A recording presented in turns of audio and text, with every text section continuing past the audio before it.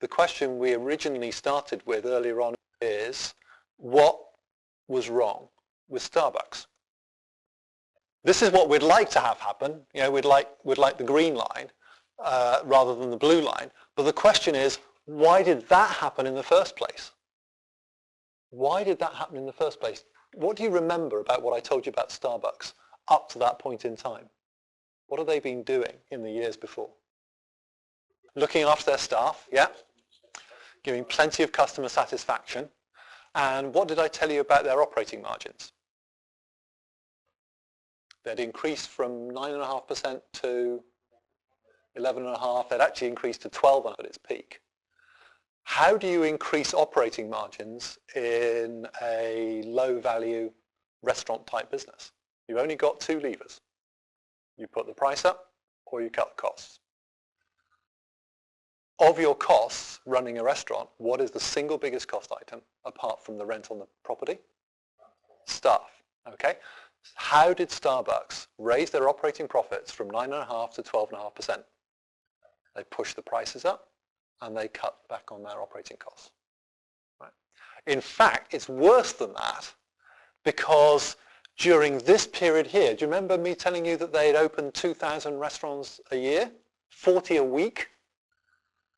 What do you think is happening to the quality of those restaurant sites if you're opening more and more and more? You're opening more and more marginal sites. Now, if a good site would deliver 9.5% operating margin, what would a poor site deliver? 8, 7, 6? So they increased their operating margin to 12% over the same period that the sustainable operating margin was actually falling from 9.5 to some lower number. I don't know what it was, 7, 6. Yeah.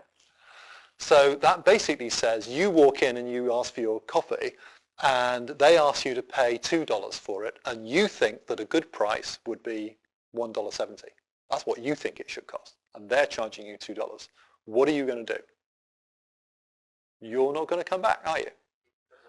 And what happened to their comparable store sales during 2008? They fell by 5%. That's in spite of putting the price up. So we put the price up, but sales actually fell. So our volume of sales actually fell by more. What did Starbucks do wrong? Well, over that period, they pushed prices up by at least 2% more than it could stand. And that accounts for 200 million of that number. That's what the profit should have been. That's the sustainable profit at best, not that. Right? So they pushed the prices up too much. They added 500 too many stores. How do I know that they added 500 too many stores? Because they closed 500 stores. But as I say, that number's out of date. They've now closed over 1,000 of those stores. Now, the average store, this number is actually is accurate. I've looked into it a bit more. The average store costs $500,000 to open. They opened 1,000 more than they should, so they've spent $500 million over this period that they should not have spent. That's shareholders' money. They've just taken and they've just pushed it down the toilet, basically. So they gave shareholders 200 million, 200 million, 200 million more than they should have done. You know, they've shown that they actually wasted 500 of the 600 million that they should never have done.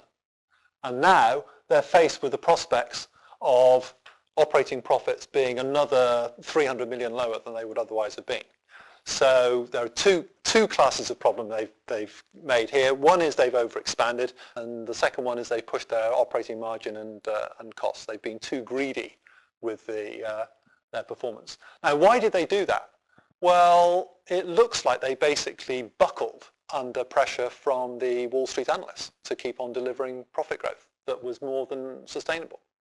So that's a very different take than you would find in the case studies on Starbucks. The case studies on Starbucks are all about how fantastic the positioning is, how great the staff training is, how great the rapid expansion rates are, why that was absolutely fantastic. But this is a different take on it completely. This says, hey, look, you have built up problems over 1, 2, 3, 4 years. You've spent 4 years cumulatively doing a little bit the wrong thing.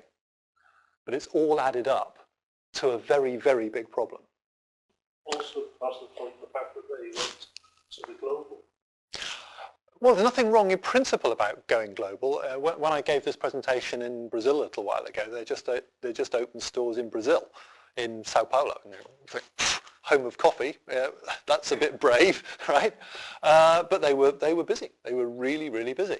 Their stores in London are busy. Their stores in Edinburgh are busy. Their stores in Paris are busy. There's nothing wrong in principle about international expansion, although it is a bit of a risky thing for retailers to do. But they've pulled it off. The problems have been actually back in their home market, where they've opened too many in already saturated markets. That's where they got into trouble.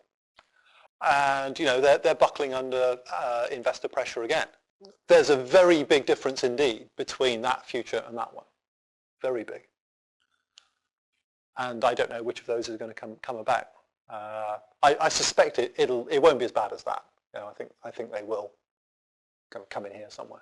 They might even recover a bit, but it didn't need to be like that. It could have been kind of like that and save themselves an awful lot of trouble and their investors an awful lot of cash. That about wraps it up. Summary is the current strategy tools are okay, but only okay a little bit. They only really help you with that question of positioning. I've looked at a few business school strategy implementation course curricula, and they're mostly about behavioural things. They're not about how to make good strategic decisions in a coordinated way. Strategy dynamics is one possibility to tackle these problems. I'm sure there are others, but this one just seems to work. But I'd just like you to focus on these two things here. The difference between good strategy and bad strategy is massive.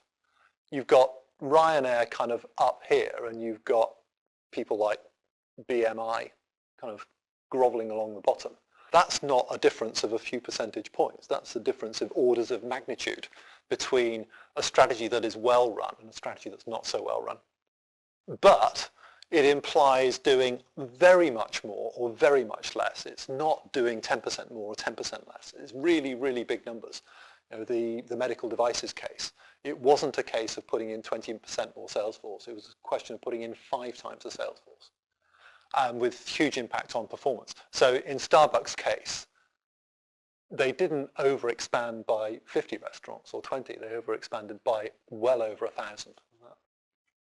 And there's plenty of more information if you want it. And anyone who's a teacher, you can take the online course for a very low price. So if you'd like to find out more. Any questions at all? What do you think system dynamics is so slow in its uptake?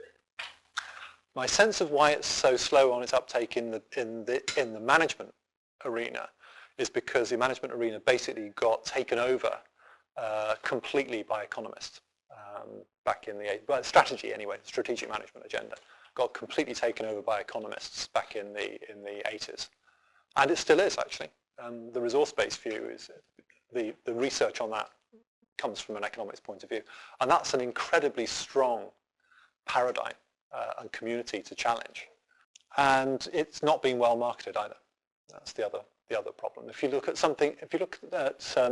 the balanced scorecard and Blue Ocean, those two concepts in the strategy field have been extremely well marketed, and therefore they've got a very wide uptake. But the underpinning balanced scorecard is actually something a little bit like. Yeah, they've put together this idea of strategy maps, which tries to do a kind of causal build-up. I've tried teaching it, and the causal build-up, it's a bit flaky, but at least they're trying to do that. And in the original Balanced Scorecard book, they actually referred to system dynamics. Well, if you've got any questions at all any other time, just get in touch with me. It's just Kim at Strategy Dynamics if you want to email me.